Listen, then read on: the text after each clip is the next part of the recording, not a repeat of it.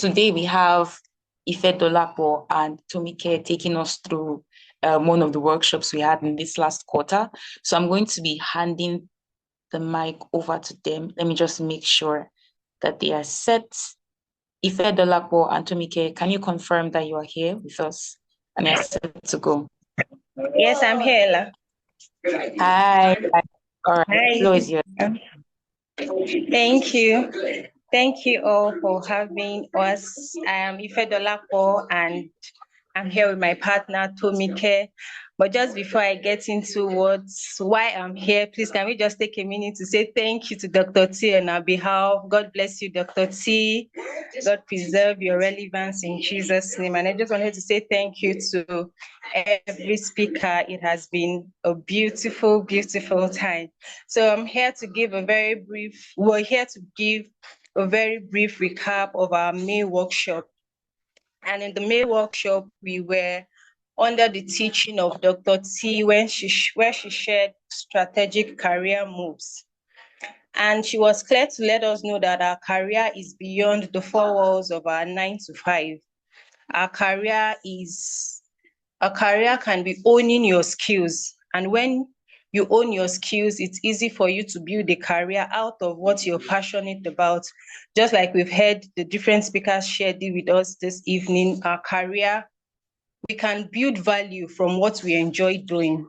And she was clear to let us know that we can, when we find out our why, it makes the difference in the decisions we make. When we find out our why, it helps us to make better decisions as it comes and as regards to our career. And as we see that there is no time to be stuck. In life, when things happen, there are times people are like, oh, I'm stuck. I don't know how to get out of this. There's really no time to be stuck. If you're stuck and you choose to remain there, that is where you would be. So rather than being stuck, pick up the pieces of your life from wherever you are and start building. Look within you. Dr. Rotimi emphasized it, like package the value you have and it would become something that might even, have a vision. When you have it, it becomes easy for you to unstuck yourself from whatever place you're in. And one way we can detangle ourselves from that stuck place is holding firmly to God. When we have God on the boat with us, we can write the beautiful story from whatever mess it is that is going on in our lives. So when we have God with us, it makes all the difference. The next thing is, do we have it all figured out? I'm sure nobody has it all figured out. That's how it is at the moment. It can always be better. So I don't really want to that God who says the thought he has to us are thought of good and not of evil, to give us a expected end. And one thing that can also keep us stuck is comparison. Comparison does no good. If you're comparing yourself with another person, you just remain at that point where you feel like, oh, this person is this person is that, and this and that. Oh God, I see what you're doing for this person. I appreciate it. I want it, but what can I do better to actually live that life or get what that person is having? Then stop wondering. Start building. Like I said, God never waste an experience. Even in our wilderness experience, he can build us and bring out a message from our mess. Then some of the key lessons we brought out the May workshop is God is very strategic. He has a plan for our life. And like our speakers have said today, that have a vision. When you have a vision in mind, you know what you're running with. I remember that one of the examples Dr. T gave us that day was if you're driving a car and you're trying to get to a location, if you're using the GPS, you have to actually lock in your location. If you don't do that, you just keep going around in circles. But when you have your location set, it even gives you an estimated time of arrival. So if you are someone that doesn't have a vision, you just see that you keep dancing in circles.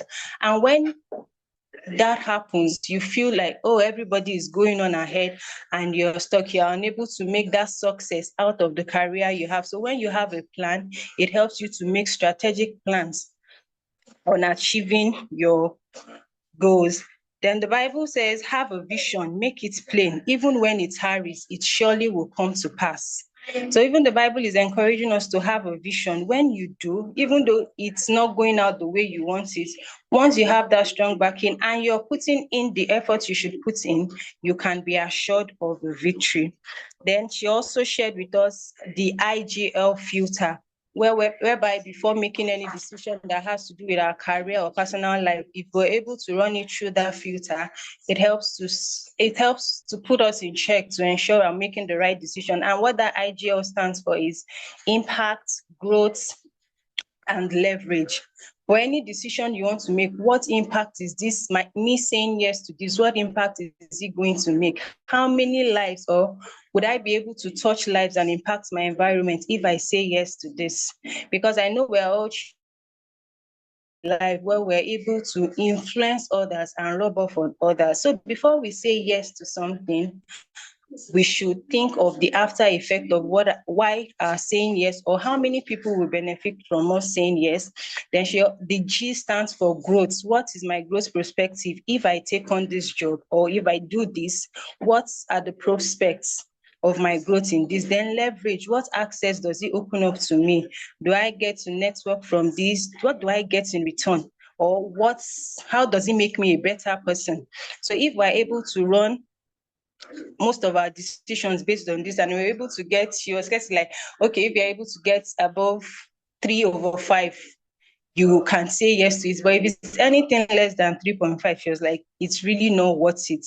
So we should do things that we know that, okay, would actually push us into that picture we already created for ourselves. When we have that picture, it helps us to go for it. And as you already know, Dr. T would always have a quote to go around if you're having an interaction with her. And something I took away from that was, if you do not define your life, someone else will define it for you. So why give someone else that chance to define your life when you can be the one directing your life? It's God being on the steering wheel of your life. No matter how messy it is, no matter how good it is, it can definitely get better. So with this, I would invite my dear partner Tomike to continue with us, even as she concludes the section with us. Thank you so much for listening. Tomike, over to you. Thank you very much, my beautiful APP. Good evening, everyone. My name is Bello Oluwatomike, and I would love to continue from where my APP stopped. And I will just be explaining how we have applied these lessons. So the first one is God is very strategic.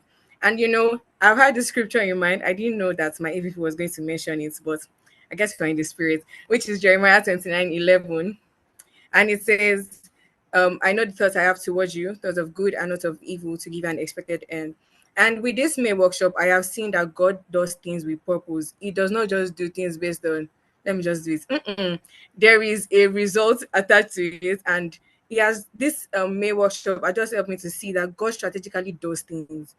With this particular point from the May workshop, I was able to even see something while reading some chapters in the book of Matthew, and just of recent. And I was seeing that some things were done to fulfill prophecy. You see, okay, Prophet Jeremiah said this, Prophet Isaiah said this. And I'm like, hold up.